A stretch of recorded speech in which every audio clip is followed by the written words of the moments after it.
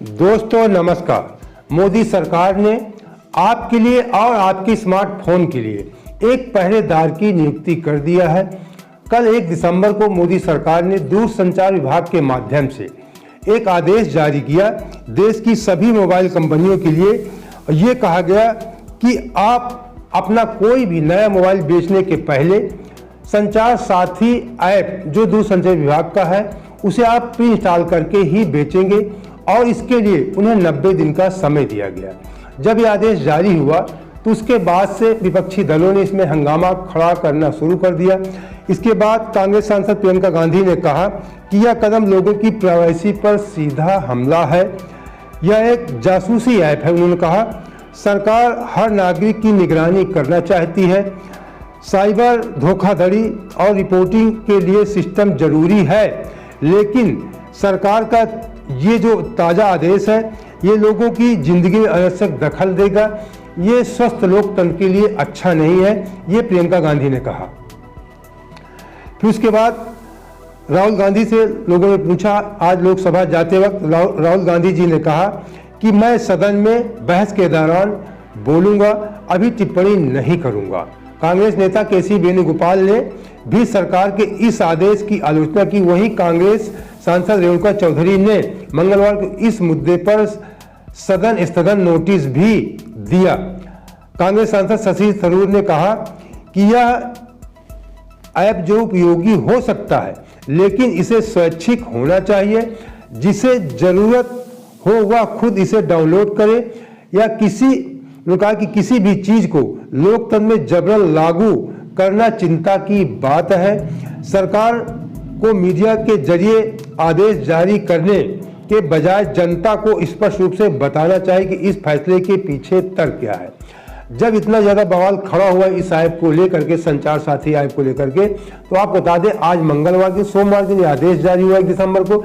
2 दिसंबर मंगलवार को फिर दूरसंचार के जो मंत्री हैं ज्योतिरादित्य सिंधिया जी, उन्होंने इसमें सफाई भी दिया। पक्ष की मदद हम नहीं कर सकते, हमारी जिम्मेदारी है उपभोक्ताओं की मदद करनी, हमारी जिम्मेदारी है उपभोक्ताओं की सुरक्षा देनी। क्या है संचार साथी?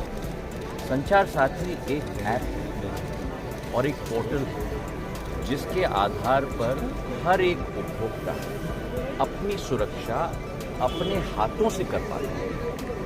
ये जन भागीदारी का एक कदम है। इसमें लोगों को ऑब्जेक्शन नहीं, लोगों को स्वागत करना चाहिए। इसके आधार पर जब आप मोबाइल फ़ोन खरीदते हो उसके आधार पर IMEI नंबर फेक है कि जेन्युइन है, उसका रिकग्निशन आप संचार साथी ऐप के आधार पर कर सकते हैं।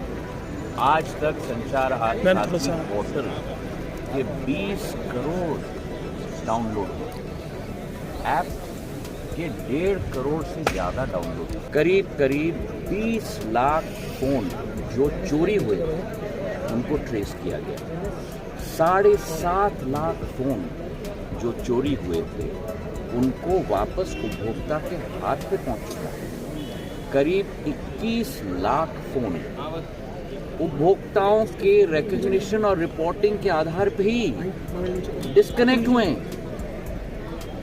एक तरफ जहां दूरसंचार के आधार पर देश का एक नागरिक कनेक्ट हो रहा है, वहीं दूरसंचार के आधार पर कई ऐसी शक्तियां भी हैं जो इस दूरसंचार की सुविधा का दुरुपयोग करके लोगों के ऊपर फ्रॉड कर रही हैं, लोगों का पैसा ले जा रही हैं, लोगों के फ़ोन्स चोरी कर रहे हैं, और उसकी सुरक्षा में जनता की भागीदारी हो, इसके आधार पर संचार साथी ऐप का नियम हमने बनाया। इसको आप एक्टिवेट करो, अगर आप नहीं चाहते तो इसे एक्टिवेट मत करो।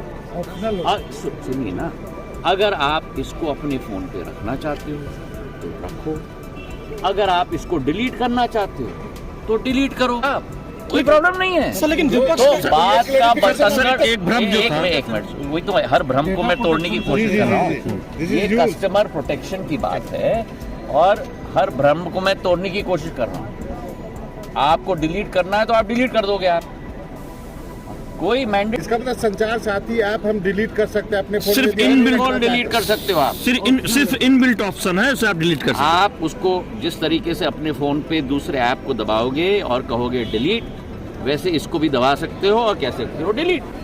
ये ऑप्शनल है संचार साथी। It a snooping app, so you know what it is then.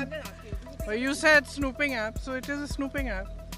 I mean, clearly, it's ridiculous. Now, where else do they want to, I mean, citizens have their right to privacy. Even all of you must be having a right to privacy to send your own messages to family, friends, without the government looking at everything. It's not just one thing. It's not just snooping on the telephones. It's overall. They are turning this country into a dictatorship. अब आप उसका सच बताते हैं। अभी आपने सिंधिया जी का video देखा, वो कहते हैं आपकी मर्जी हो इसे रजिस्टर करो, आपकी मर्जी न हो इसे रजिस्टर मत करो, आपकी मर्जी इसे रखो या डिलीट कर दो। उन्होंने कहा कि लेकिन हमारी जिम्मेदारी है प्रत्येक व्यक्ति के मोबाइल में इस ऐप को पहुंचाना। मेरी बात को समझना, प्रत्येक देश का कोई भी मोबाइल बचेगा नहीं जिसके मोबाइल में ये ऐप नहीं होगा। जो नए मोबाइल आप खरीदने जाएंगे तो उसमें आपको प्री इंस्टॉल ये ऐप मिलेगा। अगर आप पहले से मोबाइल रखे हुए हैं तो एक मोबाइल की तरफ से अपडेट आएगा, उस अपडेट के माध्यम से आपके मोबाइल में ये ऐप इंस्टॉल हो जाएगा। मतलब आपके मोबाइल में जरूर ये ऐप होगा। अब इस ऐप के माध्यम से सरकार कह रही थी कि ये सिक्योरिटी ऐप है। उन्होंने कहा कि ये सेफ्टी है, साइबर सेफ्टी ऐप है और इससे लोगों के मोबाइल खोने पे या IMEI नंबर जो फर्जी हो जाते हैं उसको भी ट्रेस करने में, आपका मोबाइल कहाँ खो गया है उसको पता लगाने में, ये सारी जानकारी इस ऐप के माध्यम से मिलेंगी। तो जब मोबाइल की जानकारी इस ऐप के माध्यम से ली जा सकती है तो आपकी भी जानकारी ली जा सकती है। और बता दें, जब सोमवार के दिन इस आदेश को जारी किया गया तो इसमें कहा गया था आदेश में, यह आदेश एप्पल, सैमसंग, विवो, ओप्पो और शाओमी जैसे मोबाइल कंपनियों को 90 दिन का समय दिया गया था कि आपको 90 दिन के अंदर अपने सभी मोबाइल में से इंस्टॉल कर देना है। इस ऐप को यूजर्स डिलीट या डिसेबल नहीं कर सकेंगे।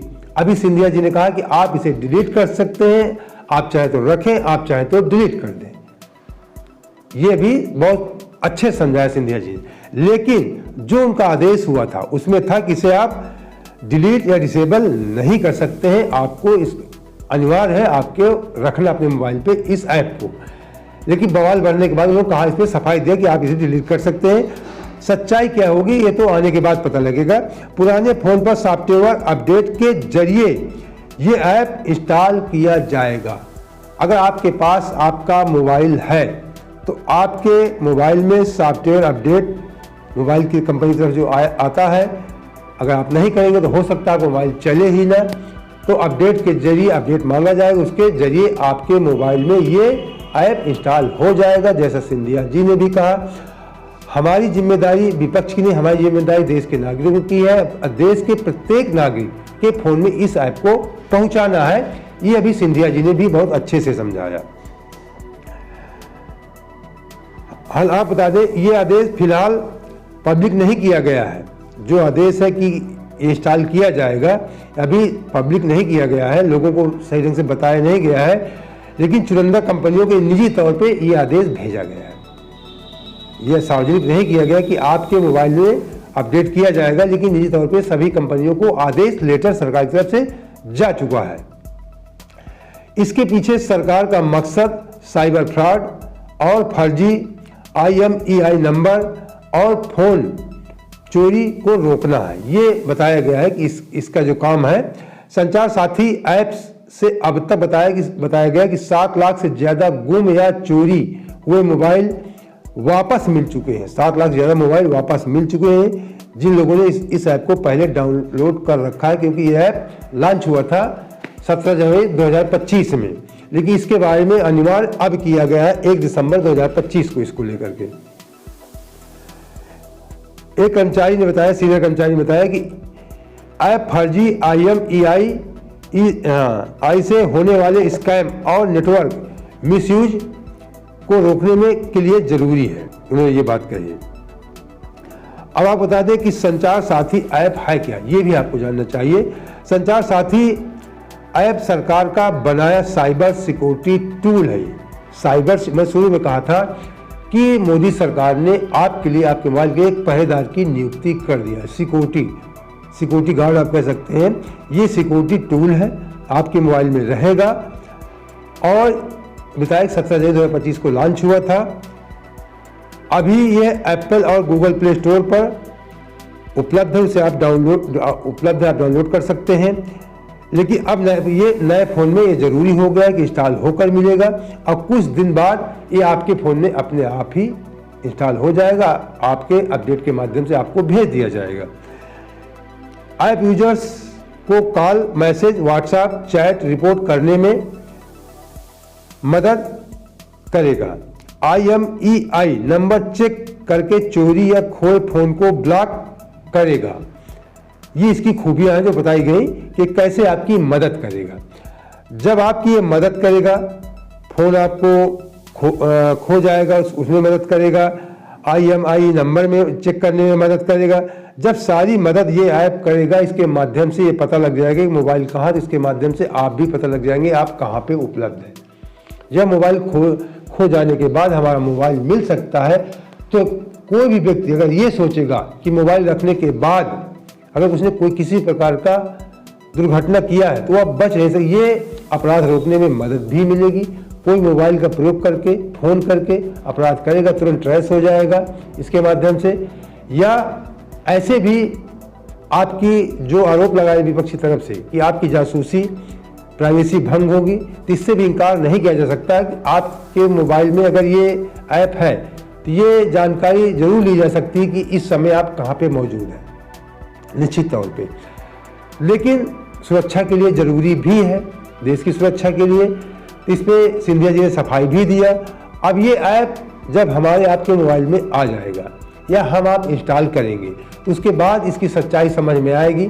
जब सारे जो नए मोबाइल अब आएंगे मार्केट में, 90 दिन का समय दिया गया है, जब उन मोबाइलों में ये ऐप प्री इंस्टॉल होकर आएगा, लोग इसका यूज करेंगे, पूरे देश के लोग, तभी समझ में आएगा कि इसका मामला क्या है, सरकार चाहती क्या है। और ये कहा गया विपक्षी तरफ से कि ये तानाशाही की ओर बढ़ते कदम है। प्रत्येक व्यक्ति सरकार की निगरानी में रहेगा, आप बच नहीं सकेंगे, आप क्या कर रहे हैं, कहाँ जा रहे हैं, सब कुछ सरकार आपकी निगरानी रखेगी।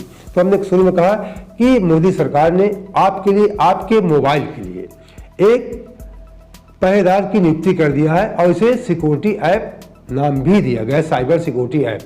तो जब ये मोबाइल हमारे जेब में रहेगा, ये मोबाइल खो जाने के बाद पता लग सकता है, चोरी होने के बाद पता लग सकता है। जब हमारे मोबाइल में जेब में रहेगा तो निश्चित तौर पे सरकार पता कर सकती है कि हम कहाँ पे हैं, क्या कर रहे हैं, क्या नहीं कर रहे हैं। तो प्राइवेसी कहीं ना कहीं कुछ तो इससे भंग हो सकती है। लेकिन सरकार की आगे इसकी मंशा क्या है, कोई बड़ा कदम सरकार का होगा निश्चित तौर पे। और ये भी सिंधिया जी ने कहा कि आप चाहें, आप स्वतंत्र हैं, जब आप इसे रजिस्टर्ड करेंगे तभी ये आपके बारे में, आपके मोबाइल के बारे में जानकारी देगा, उसके पहले ये काम नहीं करेगा। तो ये अगर स्वतंत्र है कि हम इसे रखें या न रखें, इंस्टॉल कर सकें या डिलीट कर सकें, ऐसे आप जो कह रहे हैं सिंधिया जी, कल के बॉन्डर के बाद पहले कहा गया था कि आप ये डिलीट नहीं कर सकते हैं। अगर ये ऑप्शन है तो लोगों को इसे विरोध नहीं करना चाहिए। अगर ये जबरन है तो इसको लेकर विपक्ष जरूर विरोध करेगा, क्योंकि हम आप तो एक आम नागरिक हैं, कोई दिक्कत नहीं है। लेकिन बड़े लोगों को या विपक्षी नेताओं को इसमें दिक्कत हो सकती है और इसका ये लोग जबरदस्त विरोध करेंगे। लेकिन सरकार क्या कदम उठाएगी, विपक्ष के दबाव में पीछे हटेगी या इसे जबरन लागू कर देगी। दोस्तों, अगर इस पर निष्पक्ष खबरों के साथ आप हमारे जुड़े रहना चाहते हैं तो हमारे चैनल सब्सक्राइब कर लीजिए। वीडियो अच्छा लगा हो तो लाइक कर अपने दोस्तों को शेयर भी कर देना। जय हिंद, जय भारत।